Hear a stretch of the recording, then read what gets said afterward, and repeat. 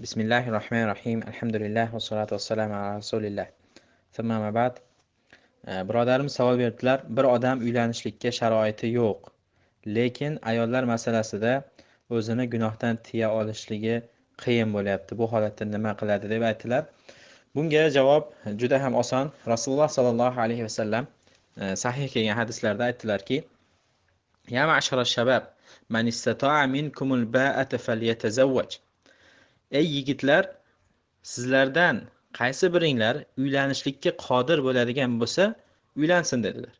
Va bu hadisni sharhida ulamolar qodir bo'lsin degan ma'noda ikkita narsani aytganlar.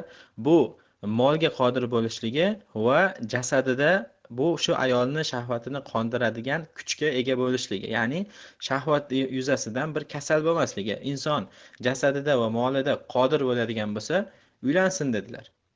وَمَنْ لَمْ يَسْتَطِعْ فَعَلَيْهِ بِالصَّوْمِ فَإِنَّهُ جُنَّةٌ.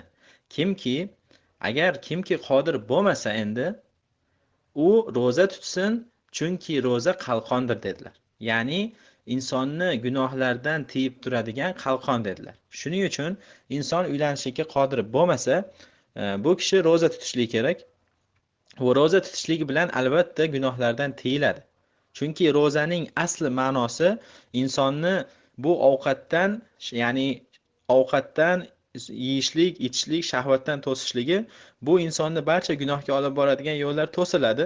Natijada bu ayollar masalasida qiynalmaydida, o'zini gunohdan tiyib yuradi. Shuning uchun bu savolga javob juda ham oson.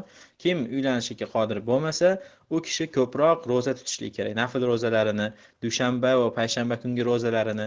Agar bunga bu ham yordam bermasa, bir kun tutib, bir kun tutmaslik, Davud alayhissalomning eng afzal rozalarini, mana shu rozalarni ko'paytirishligi bilan inson o'zini gunohdan tiya oladi. Vallohu a'lam.